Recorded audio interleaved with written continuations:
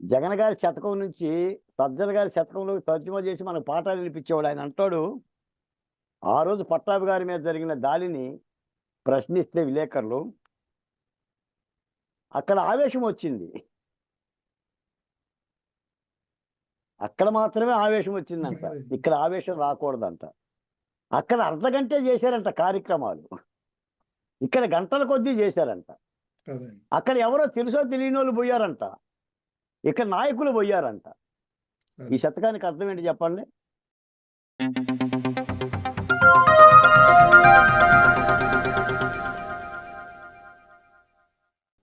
సత్య టాక్స్కు స్వాగతం. నేను సిహెచ్వివి సత్యనారాయణ. ఇప్పుడు ఇటీవల వైఎస్ఆర్సిపి నాయకుడు అంబటి రాంబాబుపై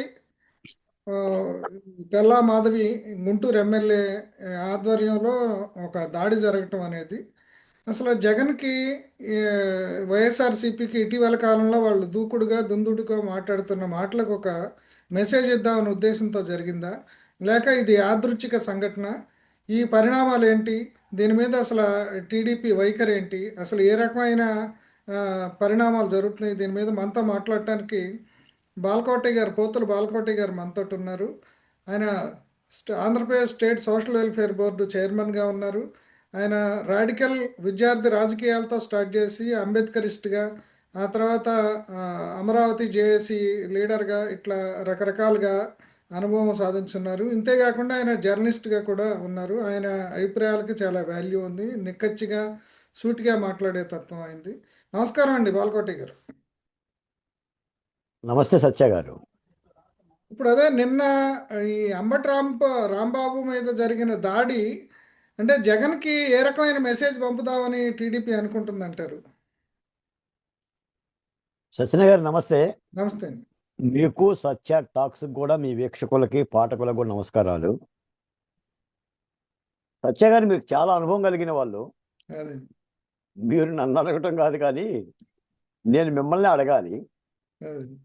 రాజకీయాల్లో పెదవాల శిక్ష చదవనక్కర్లా, రాజకీయాల్లో ఓనమాలు దిద్దిన వాళ్ళకైనా సరే అంబటి రాంబాబు గారు ఇలా ఎందుకు మాట్లాడుతున్నారు, జోగి రమేష్ గారు ఇలా జోరీగలాగా ఎందుకు మాట్లాడుతున్నారనే ఒక ప్రశ్న వేసుకుంటే మనకి ఈజీగా అర్థమవుతుందండి.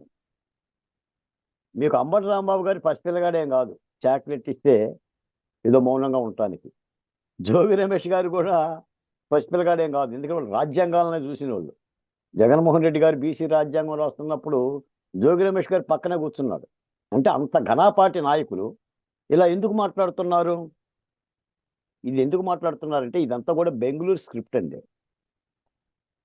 బెంగళూరులో జగన్మోహన్ రెడ్డి గారు పేజీల కొద్ది రాస్తున్న స్క్రిప్టు, ఆ బెంగళూరు నుంచి ఆంధ్రప్రదేశ్కు అందుతున్న ఉత్తర్వులు, తెలుగులో చెప్పాలంటే ఆదేశాలు, బుద్ధిపూర్వకంగా మనసుపూర్వకంగా కావాలనే ప్రభుత్వాన్ని రెచ్చగొట్టడానికి, లేదా ముఖ్యమంత్రి గారిని, ఆయన కుమారుడు లోకేష్ గారిని హేళన చేయటానికి, తద్వారా తెలుగుదేశం పార్టీ కార్యకర్తల్లో కవ్వింపులు కలిగించడానికి ఈ చర్యలు. వెరసి దేనికి ఇదంటే రాష్ట్రంలో ఒక అలజడి కావాలి, ఒక ఉద్రిక్తత వాతావరణం కావాలి. ఈ రాష్ట్రానికి వస్తున్న పెట్టుబడిదారులు, అరే ఇదేం రాష్ట్రం రా, ఎప్పుడు ఇంతేనా, ఈ రప్పాలేనా, ఇంటి పోలీసులను కూడా అరెస్ట్ చేస్తామంటున్నారు, ఆయన ఏదో సప్త సముద్రాలు అంటున్నాడు, ఉతికేస్తాం, పొడి చేస్తాం, డిజిటల్ బుక్ అంటున్నాడు అని ఒక ఇబ్బందికరమైన వాతావరణం కలిగించడం అనేది వాళ్ళ లక్ష్యం. మీకు మాట చెప్తానండి, తప్పు చేసిన వాడు, లేదా నేరం చేసిన వాడు, లేదా దోపిడీ చేసిన వాడు రెడ్ హ్యాండెడ్గా దొరికితే దర్యాప్తు సంస్థలకు కానీ పోలీసులకు కానీ ఏం చెప్తాడు? అయ్యా నేను తప్పు చేశానయ్యా, ఏదో పొరపాటును చేశానయ్యా అని చెప్పడు కదా, అడ్డంగా అబద్ధం ఆడతాడు. నేను కాదు పలానోడు అని చెప్తారు. మీరు సజ్జల రామకృష్ణారెడ్డి గారి మాట ఒకటి విన్నారో లేదో, ఆయన అంటాడు సజ్జల శతకంలో, ఆయనది కూడా శతకం ఉంది సజ్జల గారికి, వేమల శతకం, సుమతి శతకం లాగా సజ్జల గారి శతకం గత 5 ఏళ్ళు మనం చదివాం. జగన్మోహన్ రెడ్డి గారు రాసి వేమన పద్యాలన్నీ కూడా జగన్ గారి శతకం నుంచి సజ్జల గారి శతకంలో తర్జుమా చేసి మనకు పాఠాలు వినిపించేవాడు. ఆయన అంటాడు, ఆ రోజు పట్టాభి గారి మీద జరిగిన దాడిని ప్రశ్నిస్తే విలేకరులు, అక్కడ ఆవేశం వచ్చింది. అక్కడ మాత్రమే ఆవేశం వచ్చిందంట, ఇక్కడ ఆవేశం రాకూడదంట. అక్కడ అర్ధగంటే చేశారంట కార్యక్రమాలు, ఇక్కడ గంటల కొద్దీ చేశారంట. అక్కడ ఎవరో తెలుసో తెలియని వాళ్ళు పోయారంట, ఇక్కడ నాయకులు పోయారంట. ఈ శతకానికి అర్థం ఏంటి చెప్పండి? మీకు మాట చెప్తాను సార్, నేనేదో అందరిలాగా మీ ఇంటికి నా ఇల్లు ఎంత దూరమో నా ఇంటికి నీ ఇల్లు ఎంత దూరం అనే మాట నేను మాట్లాడను. నువ్వు నేర్పిన విద్య నీరజాక్షి అనే మాట కూడా నేను మాట్లాడను. కానీ ఓరిమి నశించిందండి తెలుగుదేశం పార్టీ కార్యకర్తల్లో. మీకు ఉద్దేశపూర్వకంగా కానీ ప్రభుత్వం కానీ లేదా చంద్రబాబు నాయుడు కానీ ఇలాంటి కార్యక్రమాలు చెయ్యాలి అని అంటే 24 మాసాలు అక్కర్లేదండి, ఆగాల్సిన పనేం లేదు. అధికారం చేపట్టిన మరుక్షణమే అంకుశం సినిమాలో సబ్ ఇన్స్పెక్టర్ రాజశేఖర్ లాగా రామిరెడ్డిని ఈడ్చుకుంటున్నట్టు ఈడ్చుకురావచ్చండి. ఎందుకు ఈడ్చుకురాకూడదు చెప్పండి? వాళ్ళు చేసిన దురాగతాలకి, పరాభవాలకి. వన్స్ అగైన్ నేను మిమ్మల్ని అడుగుతున్నాను, సత్య గారు, మీరు పెద్దలు, చెప్పండి. నిండు అసెంబ్లీలో భువనేశ్వరి దేవిని పరుష పదజాలంతో దూషించినందుకు ఎవరిని అరెస్ట్ చేయలేదండి. స్టిల్ ఎప్పటికి కూడా వల్లభనేని వంశీ గారిని ఆ కేసులోనే అరెస్ట్ చేయలేదండి. అతను అరెస్ట్ చేసింది అదే గన్నవరంలో ఒక దళితుడి కిడ్నాప్ కేసులో. రెండోది, జోగి రమేష్ గారు చంద్రబాబు నాయుడు గారి ఇంటి మీదకి వెళ్ళినప్పుడు కూడా అరెస్ట్ చేయలేదండి. ఆ సాగుగా ఏ చర్య తీసుకోలేదండి. జోగి రమేష్ గారిని ఆయన ప్రియ శిష్యుడు, ఆయన సహచరుడు, ఆయన శ్రేయోభిలాషి భాగ్యారావో, భోగారావో, జోగారావో వాంగ్మూలం ఇస్తే కల్తీ మధ్యలో అరెస్ట్ చేశారండి. ఈ వాస్తవాలు తెలియాలండి. ముఖ్యంగా, అంతకంటే ముఖ్యంగా ఏంటంటే, ఇప్పుడు ఈ కల్తీ నెయ్యి నిజానికి ఇది నకిలీ నెయ్యి. దిస్ ఇస్ నాట్ ఏ కల్తీ నెయ్యి. కల్తీ నెయ్యి అంటే కల్తీ అవునండి. ఇప్పుడు కల్తీ నెయ్యి అంటే కొంత నెయ్యి ఉంటుంది, ఆ నెయ్యిలో ఇతర పదార్థాలు కలుపుతుంది, దాన్ని కల్తీ అంటారు. ఇది నకిలీ నెయ్యి, అచ్చంగా మీరు నెయ్యిని తయారు చేశారు. మద్యం బ్రాండ్లు ఎలా అయితే తయారు చేశారో, మూతలేసి లేబుల్స్ అంటించి స్పిరిట్ కలిపి, వీళ్ళు కొబ్బరి నూనె, పామాయిల్, సింథటిక్ ఆయిల్, ఇతర రసాయన పదార్థాలు చేసి వీళ్ళే ల్యాబులు పెట్టి గుమగుమలాడి, అంటే నెయ్యి కంటే మించిన వాసన వచ్చే విధంగా, భక్తులు గుర్తించిన విధంగా వీళ్ళు నెయ్యిని తయారు చేశారు. ఆ నెయ్యితో లడ్డూలు చేశారు. ఇప్పుడు ఇది దర్యాప్తు సంస్థ సిట్టు, ఇది కూడా ప్రభుత్వం కాదండి, ఒక సుప్రీంకోర్టు ఆదేశాలతో వేసిన సిట్టు దర్యాప్తు సంస్థ నకిలీ నెయ్యితో వాడిన మాట యథార్థాన్ని దర్యాప్తు చెప్తే, ఇప్పుడు దాని నుంచి బయటపడటం కోసం వీళ్ళకు ఒక ఎజెండా కావాలి, ఒక రాజకీయ వ్యూహాత్మకమైన ఎత్తుగడ కావాలి. లేకపోతే హిందూ మనోభావాల ఓట్ల దగ్గర నుంచి దూరం అవుతాం. వెరసి ఇంకో మాట కూడా చెప్తున్నా సత్య గారు, ఎప్పుడు మాట్లాడించిన జగన్మోహన్ రెడ్డి గారు 2 సామాజిక వర్గాల నుంచి మాట్లాడతాడు, 2-3 సామాజిక వర్గాల నుంచే మాట్లాడిస్తాడు. 1 కాపు, 2 బీసీ, 3 మా దళిత. మీకు అంబటి రాంబాబు గారు ఎందుకు మాట్లాడతారు? ఎందుకంటే ఇది కత్తికి 2 అంచుల పొందనమాట. అవసరం వస్తే వైసీపీ పార్టీని అడ్డం పెట్టుకుంటాడు, లేకపోతే కాపు సామాజిక వర్గాన్ని అడ్డం పెట్టుకుంటాడు. నేను రంగా హత్యను కూడా ప్రస్తావనకు తీసుకొచ్చినట్టున్నారు ఈ సందర్భంలో, కాపుల ఎమోషన్ రేకెత్తించడానికి. నాకు 2-3 డిబేట్లో కూడా నాడు వంగవీటి రంగా గారిని హత్య చేశారు చంద్రబాబు నాయుడు గారు, నేడు అంబటి రాంబాబు గారిని హత్య చేసేందుకు ప్రయత్నిస్తున్నారు. ఏమన్నా ఈ పదాలకు అర్థం ఉందండి? 30 ఏళ్ల క్రితం, 35 ఏళ్ల క్రితం జరిగిన సంఘటనలు, ఆనాటి సంఘటనలో ఆ హత్య కేసులో ముద్దాయిగా ఉన్న ప్రధాన నిందితులు కొడుకుని నీ పార్టీలో పెట్టుకొని నీ పార్టీ జెండా ఇచ్చి చూడండి. అంటే కులం కార్డును వాడుకునే విధానం. బీసీ అవటం వలన, ఒక బీసీని అవ్వటం వలన నా ఇల్లు తగలబెట్టారు, నా మీద దాడి చేశారని జోగి రమేష్ గారు మాట్లాడటం. మీకు మాట వినిపిస్తానండి. జస్ట్ ఇప్పుడే నాకు మిత్రులు పెట్టారు. మీరు సత్య గారు, మీరు ఎంతోమంది ముఖ్యమంత్రులు చూశారు, పరిపాలనా విధానాలు చూశారు, ప్రజాస్వామ్య పద్ధతిలో ప్రతిపక్ష పార్టీ, మేము ఇంకో మాట కూడా చెప్తున్నా, అధికార పార్టీకి ఎంత బాధ్యత ఉందో ప్రజాస్వామ్యంలో ప్రతిపక్ష పార్టీకి కూడా అంత బాధ్యత ఉంది. సాధారణంగా ఉంటారంటే, బాలకోటయ్య గారు తిడితే తిట్టారు, మీరు అటు పోవటమేంది? ఎందుకు మీరు రెచ్చిపోతారు? ఎందుకు మీరు ఆ ఇంటి మీదకి పోయారు? అంబటిని మీరెందుకు తిట్టారు అని అంటూ ఉంటుంటారు. ప్రతిపక్ష పార్టీ కూడా బాధ్యతగా ఉండదు. చూడండి, లో జోగి రమేష్ గారి అనే మాటలు, లోకేష్ను పిచ్చి కుక్కను కొట్టినట్టు కొట్టిస్తా, లోకేష్ని పిచ్చి కుక్కను కొట్టినట్టు కొట్టిస్తా. ఇది ప్రజాస్వామిక భాషేనండి? ఇప్పుడు చంద్రబాబు నాయుడు గారి శాంతి భద్రతలో విఫలమయ్యాడు అని మాట్లాడటం వేరను, ఈ రాక్షసానందం, పిచ్చి కుక్క, చిప్పు పోయింది. సార్ నేను అడుగుతున్నాను, అంబటి రాంబాబు గారి వీడియోలు మీరు చూడండి, ఉద్దేశపూర్వకంగా. ఇప్పుడు నిన్నెవరన్నా ఒక కార్యకర్త తిట్టాడు అనుకోండి, వాడిని తిట్టు, నీ మీదకు వచ్చే కార్యకర్తను తిట్టు, ఏంట్రా నా మీదకు వస్తున్నావు అనని. కానీ తల్లిని, తండ్రిని, తాతని, ఏది 50 ఏళ్ల క్రితం 60 ఏళ్ల క్రితం దివంగులైన వాళ్ళని మాట్లాడితే మరి ఇది సభ్య సమాజం అవుతుందండి? అందుకనే ఇప్పుడు అంబటి రాంబాబు గారిని మేము ఆంబోతుల రాంబాబు అంటాం, సరదాల రాంబాబు అంటాం, భూషణల రాంబాబు అంటాం. మీకు అసలు వీళ్ళకి మాట్లాడటం కూడా రాదు సార్. ఒక విధంగా చెప్పాలంటే మరి అంటే జగన్మోహన్ రెడ్డి గారు ఏ ఉద్దేశం చేత వీళ్ళకి ఉగ్గుపాలు పోస్తున్నాడో, వీళ్ళకి ఈ బజారు భాష నేర్పిస్తున్నాడు, లేదా బజారు భాష మాట్లాడే వాళ్ళకి ఎలా అయితే దగ్గరికి తీసుకుంటాడో నాకు తెలియదు. కానీ మరి ఇప్పటికైనా సరే ఏదన్నా ఒక క్షమాపణ చెప్తే అంబటి గారు కానీ లేదా సజ్జల గారు కానీ వాళ్ళ కార్యకర్తలు ఉద్రేకపడకుండా ఉంటే చెప్తే బాగుంటుందండి. పైపొచ్చిందండి ఇప్పుడు కూడా నేను చెప్తున్నా, తెలుగుదేశం పార్టీ కార్యకర్తలు వెళ్ళిపోండి, మీరేదో కనిపించిన వాళ్ళ మీద వెళ్ళకపోండి, వాళ్ళంటే మీరు పడమాకండి అని నేనేం చెప్పను. మేము అసలు చెప్పగలిగే వాళ్ళం కూడా కాదు. కాకపోతే ఏంటంటే అంటే చంద్రబాబు నాయుడు కూడా అలా చెప్పట్లేదనే ఇప్పుడు చాలా మంది నాయకులు గొడవ చేస్తున్నట్టున్నారండి. ఇప్పుడు ఆ జగనప్పుడు వాళ్ళు అరాచకాలు సృష్టించారు, మీరు అట్లాంటి ఏమి మమ్మల్ని చేయనివ్వట్లేదు, మీరు అట్లాగే పోలీసుల ద్వారా వాళ్ళని జైలు వేయట్లేదనే గొడవ జరుగుతుంది కదా.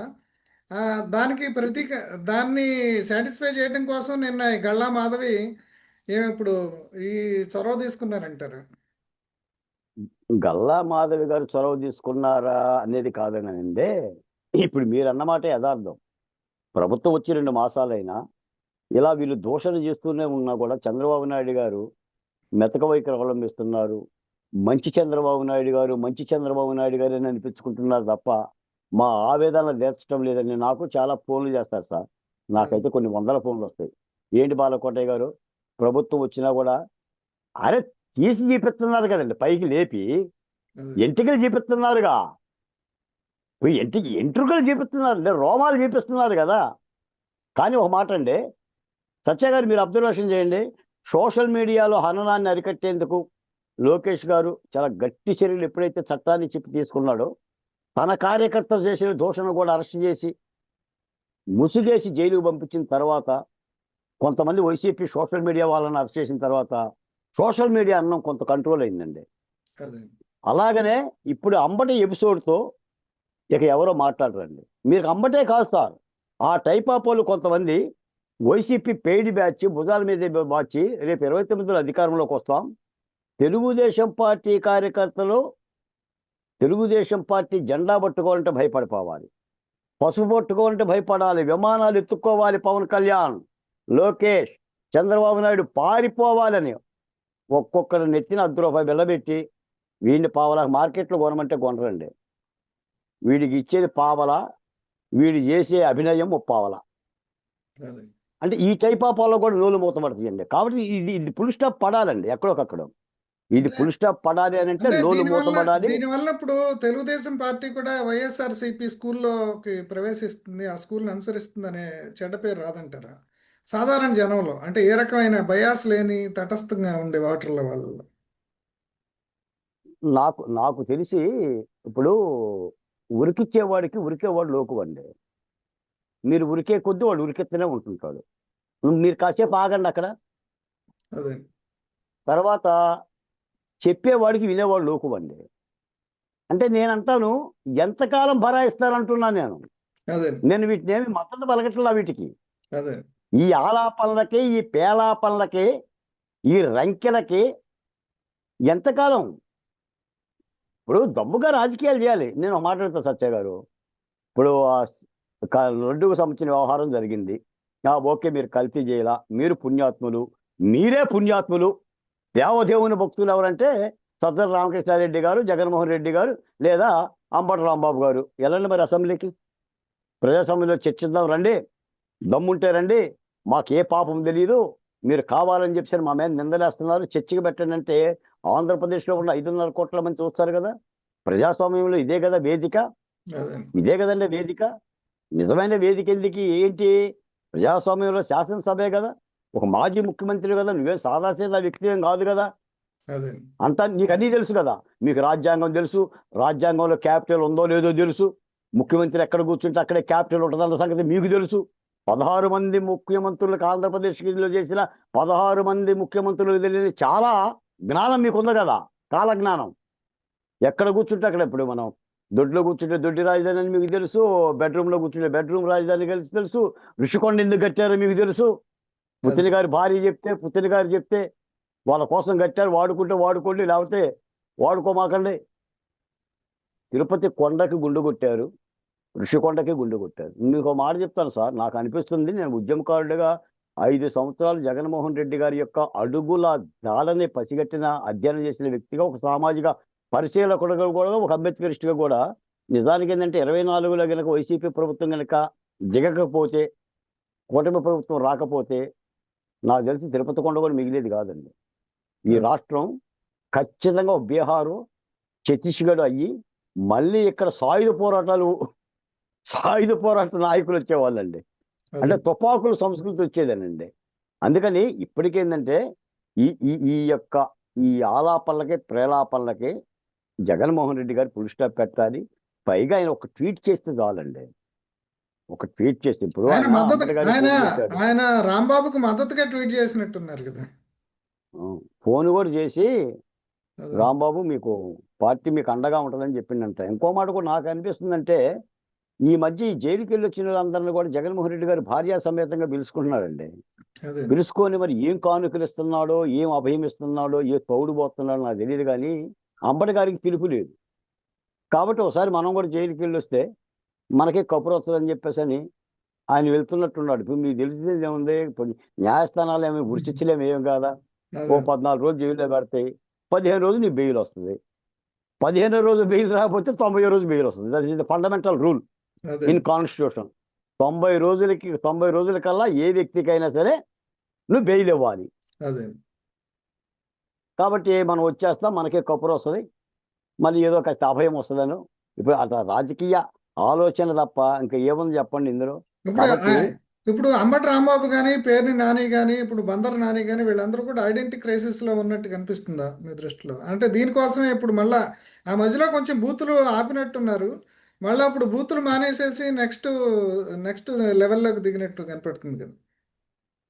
మీకు ఈ కౌరవుల దండులో కురుక్షేత్రంలో కూడా దుశ్శాసనుడు బాగా చీరలాగితే బా అని చెప్పేసి దుర్యోధనుడికి అయితే దుశ్శాసన అన్నట్టుగా హాయ్ హాయ్ నాయక, హోయ్ హోయ్ నాయక. ఆ నాయకుడి యొక్క ఆలోచన తీరుగనుగానే వీళ్ళు అభినందన చేస్తున్నారు. అంటే ఎక్కువ దిడితే, లేదా చంద్రబాబు నాయుడు గారిని హీనం చేయాలి అంటే, ప్రభుత్వం చంద్రబాబు నాయుడు గారి ప్రభుత్వం అయినా కూడా చూసావా, మా కలేజా నిరూపించుకున్నాం, మా దమ్ము నిరూపించుకున్నాం అని చెప్పేసి అని, మరి ఆయన బడికి సంబంధించిన తాలూకానే. నాకు తెలిసి ఏంటంటే ఇది రాష్ట్రానికి మంచిది కాదండి, ఇలాంటి అలజడి రాష్ట్రానికి మంచిది కాదు, ఈ రాష్ట్రంలో జరుగుతున్న అభివృద్ధి కార్యక్రమాలు మంచిది కాదు. ఇప్పుడు గత 4-5 రోజులుగా అమరావతిలో అన్ని వేగవంతమైన పనులు జరుగుతున్నా, లేదంటే పారిశ్రామిక పనులు జరుగుతున్నా, ఇప్పుడు ఈ పనులు మొత్తం కూడా పక్కన పెట్టేసి మనం అంబటి రాంబాబు గురించే మాట్లాడుతున్నాం. ఇది ఒక పెద్ద చర్చ అయిపోయింది. అంటే ప్రజలను ఏంటంటే డైవర్ట్ చేయటం. నిజానికి ఏంటంటే తిరుపతి కొండ మీద జరిగిన అపవిత్ర కార్యక్రమాలను మించి ఈ కార్యక్రమాలను చేయటం అంటే ఇది ఒక వ్యూహాత్మకమైన ఎత్తుగడండి రాజకీయాల్లో. ఒక్కొక్కరికి ఒక్కొక్క నాయకుడికి, ఒక్కొక్క పార్టీకి ఒక విధానం ఉంటుంది. ఒకళ్ళేమో సహేతుకంగా, గత ప్రజాస్వామికంగా, చట్టబద్ధంగా చంద్రబాబు నాయుడు గారు లాంటి వాళ్ళు అలాంటి విమర్శలు చేస్తూ ముందుకు పోతారు. వీళ్ళు ఏంటంటే తప్పుడు దారిలో, తప్పుడు ప్రచారాల్లో, లేదంటే ఎదురుదాడులు. ఈ రాజకీయాలు ఎదురుదాడి చాలా కొత్త విద్య, ఇది గతంలో ఎప్పుడు ఉండేది కదా. రాంబాబు ఈ సంఘటనని ఎలా స్టార్ట్ చేశాడు అంటే, ఇప్పుడు మోడస్ ఆపరాండి అనేది మీరు అక్కడ జరిగిన సంఘటనని గమనించుంటారు కదా, ఎట్లా స్టార్ట్ అయింది అసలు ఇది? ఈ సందర్భంగా చెప్పకూడదు కానీ సత్య గారు మీకు మాట చెప్పానా? చెప్పండి. రాంబాబు గారిని ఉతికారు ఇంట్లో. చెప్పమనండి. ఉతికారు లేదో ఉతికారు లేదో చెప్పమనండి. దాదాపు 10,000 మంది అండి. ఉమ్, మొత్తం పోలీసులు అన్ని విధులు ఆఫ్ చేసుకొని ఇంతమందిని కంట్రోల్ చేయబట్టి ఇంకా రాంబాబు గారు ఆ పరిస్థితిలో ఉంటారు. ఒక్కోసారి ఏమవుతుందంటే సార్, ఈ ఉద్రిక్తత కారణంగా మంది ఎక్కువైతే మధ్యకు పలసబడినట్టుగా కంట్రోల్ కారండి. అదే one by one one by one one by one వేల మంది వస్తే మీకు నాయకుడు కూడా కంట్రోల్ చేయలేడండి. అదే సజ్జల గారు చెప్తున్నారు కదా, మాకు తెలియదు టీడీపీ ఆఫీస్ మీదకి వెళ్ళినప్పుడు వాళ్ళు ఎవరు వెళ్ళారో కూడా మాకు తెలియదు, ఒక అర్ధగంటలో ధ్వంసం చేసి వచ్చారని చెప్తున్నారు కదా. పరిస్థితి అదే అలాగనే ఉంటుందండి. అందుకని మనం బాధ్యత కలిగిన నాయకులుగా ఉన్నప్పుడు, 10 మందికి ఆదర్శంగా ఉన్నప్పుడు నోరు జారకూడదు, కాలు జారకూడదు. నోరు జారినా కాలు జారినా వీపుకి పని పడుతుందని చెప్పి బాధ్యత ఎరిగి మసలాలి. కాబట్టి ఇప్పటికైనా ఏమన్నా సరి తీసుకుంటే సరి చూసుకోవచ్చు. నేనైతే ఒక మాట చెప్తున్నానండి. నేను ముఖ్యమంత్రి గారికి దగ్గరగా ఉంటున్న వ్యక్తిని, ఆయన చదివిన వ్యక్తిని కాబట్టి ప్రభుత్వం అయితే ఉద్దేశపూర్వకమైన ఆవేశాలను అయితే కల్పించడం లేదండి. అసలు ప్రభుత్వానికి ఆ ఉద్దేశం లేదండి. అదే కేవలం ఇది పోలీసు బాధ్యత, శాంతి భద్రతల బాధ్యత. ఇలా మాట్లాడుతున్న వాళ్ళని అదుపు చేయాల్సిన బాధ్యత. నిజానికి ఏంటంటే సార్, కొత్త చట్టాలు తీసుకురావాలి సార్. కొన్ని అదే సోషల్ మీడియా హననం మీద కానీ, ఇలాంటి యొక్క భాష మీద, దుర్మార్గంగా బజారు భాష వాడే వాళ్ళ మీద కూడా కఠినమైన చట్టాలు ఏమి లేవు. అదే భావ ప్రకటన స్వేచ్ఛ అంటున్నారు అందరూ. ఆర్టికల్ 19 నీ అమ్మ అన్న ఆర్టికల్ 19, అమ్మ అన్న ఆర్టికల్ 19. వాడేముంది నీ చేర్చాను అని అంటాడు. అదే కాబట్టి కంట్రోల్ చేయాల్సింది పోలీసులేనండి. తప్పనిసరిగా ఇది కంట్రోల్ అవుతుంది. ఇదేమి నేను తెలుగుదేశం పార్టీ కార్యకర్తలు దాడి చేశారనే మాట నేను అన్నాం. వాళ్ళ నిరసన వ్యక్తం చేశారు, వాళ్ళ ఆవేశాన్ని వ్యక్తం చేశారు. కాబట్టి ఉభయులు ఇలాంటి యొక్క కార్యక్రమాల పట్ల కొంత దూరంగా ఉండాల్సిన అవసరం ఉంది. ముఖ్యంగా వైసీపీ పార్టీ ఇప్పటికీ మాట్లాడుతున్న వైసీపీ సార్, చాలా మందికి అదే పని అండి. లెగవటం, ముఖం కడుక్కుంటారో లేదో నాకు తెలియదు కానీ టీ తాగటం, టీవీలో వాళ్ళ సెల్ ఫోన్ల ముందు కూర్చోవటం, ఓ పదజాలం వాడటం. అంటే మహిళలను అయితే మరీ దారుణంగా అండి.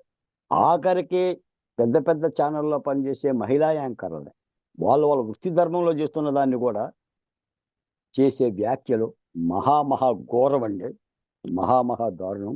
చాలా మంది చాలా చేస్తూ ఉన్నారు సార్. నేను ఒక సంఘటన చెప్తానండి. ఉదాహరణ సోషల్ మీడియా గురించి నాకు దృష్టికి వచ్చింది. జనసేనలో ఒక మహిళ చాలా అందంగా ఉంటుందండి. ఆ అమ్మాయి ఫోటో పెట్టి వీర మహిళ కాదు, వీర్య మహిళ అని చెప్పి పోస్ట్ పెట్టారండి. అదే ఇక ఆ అమ్మాయి ఆ రాజకీయాల్లో ఉంటుందండి.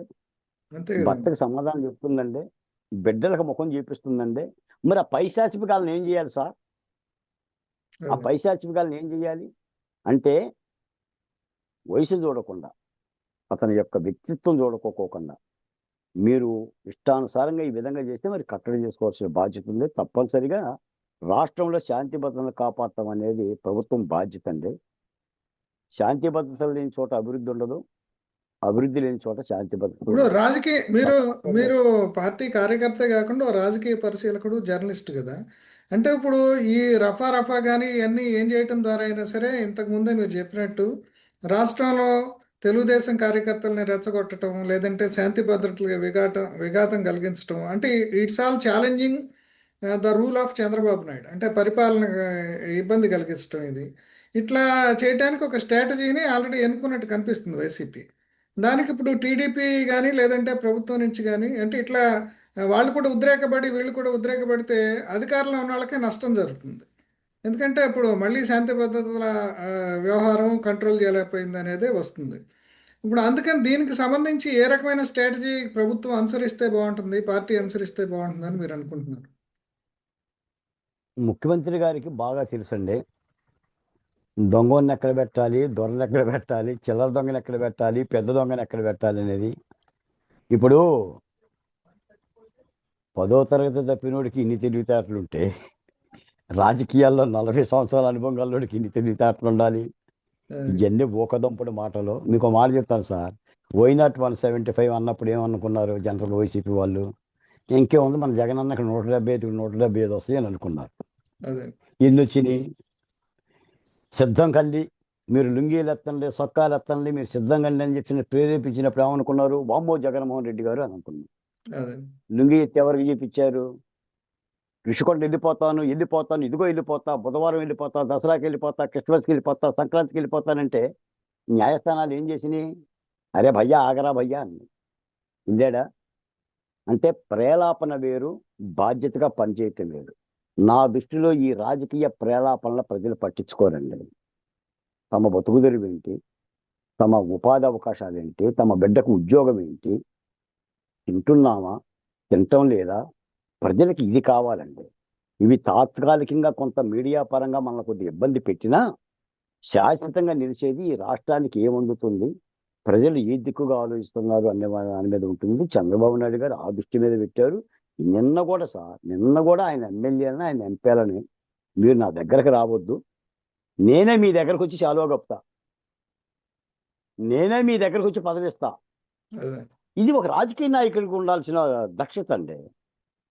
మీరు రంబటి రాంబాబు గారిని మీరు అలా మాట్లాడటం అనేది నేను కూడా అనుమతించటం లేదు, యాక్సెప్ట్ చేయట్లేదు. వెనక్కి తీసుకో పదం అన్నా కూడా ఉద్రిక్త తాగుతుందండి. క్షమాపణ కూడా చెప్పాల్సిన పని లేదు. నేను అన్న మాటలనే వెనక్కి తీసుకుంటున్నామని అన్న ఆ గౌరవం పెరుగుతుంది ఆ నాయకుడికి. మరి వీళ్ళేంటో ఆత్మవిమర్శ చేసుకుంటే పరువు పోతుంది అన్నట్టుగా భావిస్తున్నారు. అసలు రాజకీయాల్లో ఆత్మవిమర్శ అనేది గొప్ప ఆయుధం. అసలు ఆత్మవిమర్శగా ఒక్కొక్క విమర్శ ఎలా ఉంటుందండి? నువ్వు పాఠాలు నేర్చుకుంటేనే కదా, గుణపాఠాలు నేర్చుకుంటేనే కదా కొత్త పాఠాలు నీకు వచ్చేది. అంటే ఆ విధమైన పనితీరు వైసీపీ పార్టీలో కనిపించడంలా, జగన్మోహన్ రెడ్డి గారిలో కనిపించడంలా, వాళ్ళ నాయకుడు ఇస్తున్న ఈ ఆదేశాలు ఇలా ఉన్నాయి. కాబట్టి ఇదంతా పరిశీలించుకోవాల్సిన అవసరం వైసీపీ పార్టీకి ఉంది. ముఖ్యంగా సజ్జల లాంటి బొత్స సత్యనారాయణ అంటే చాలా పెద్దోళ్ళు. నిన్న కూడా ఆయన మాట అన్నాడు, ఇక జరిగింది ఏదో జరిగింది, తిరుపతి కొండ మీద చెట్టు దర్యాప్తు ఇచ్చింది, ఇక వదిలేయండి, మేము వదిలేస్తాం, మీరు వదిలేయండి అంటున్నా ఆయన. దాని గురించి పట్టించుకోవద్దు. ఆ ముగ్గురు ఆఫీసర్లు సస్పెండ్ చేయమన్నారు కదా, అది చేస్తారు కదా మీరు, అయిపోయింది, దొరికిన దొరికారు, గప్ చిప్ కంగారు బుడ్డు. అంటే చూడండి, అంటే ప్రజల్ని అంటే ఎలాంటి పాఠాలు చెప్దాము అనే ఈ కోణం సరైనది కాదు. బొత్స లాంటి పెద్దలు మాట్లాడాలి జగన్మోహన్ రెడ్డి గారిని, అయ్యా నేను చాలా సీనియర్ని, వీటన్నింటినీ ప్రేరేపించమాకవయ్యా, కొంత ఖండించవయ్యా, ప్రజలు తప్పుడు భావాలు పోతున్నాయి అని చెప్పి మాట చెప్పగలగాలి. ఆ విధంగా ఉంటే ఆ పార్టీకి ఏదైనా భవిష్యత్తులో కూడా మాట్లాడటానికి అవకాశం ఉంటుంది. లేకపోతే నేనే 11 కంటే తగ్గుతుందనే మాట నేను అన్న కానీ అధికారం దక్కదు. పొర్లు దండాలు పెట్టినా, పాదయాత్రలు చేసినా, 2 సంవత్సరాలు చేసినా, 5,000 కిలోమీటర్లు తిరిగినా, 10,000 కిలోమీటర్లు తిరిగినా ప్రయోజనం ఏముంది? నేను ఒక మాట చెప్తే ఈ సందర్భంగా, ఎవడో విమానంలో పోతూ హెలికాప్టర్లో పోతూ విత్తనాలు చల్లిందంట. మొలిసియా సార్, నాపరాల మీద, బండల మీద, కొండల మీద విత్తనాలు వెళ్తే మొలిసియా మొక్కలు గోసిగట్టి, అరకబట్టి, సాగుగట్టి, అరక దున్ని మొక్క నాటితే విత్తనం బతుకుతుంది, పంట చేతికి వస్తుంది. ప్రజాస్వామ్యంలో కూడా ప్రజల దగ్గర కష్టపడితేనే ఫలితాలు వస్తాయి తప్ప మనం ఏదో అరాచకం చేస్తే ఫలితాలు వస్తాయి అనే భావం సరైనది కాదు. ఓకే థ్యాంక్ యూ అండి. Thank you. Okay sir. Okay.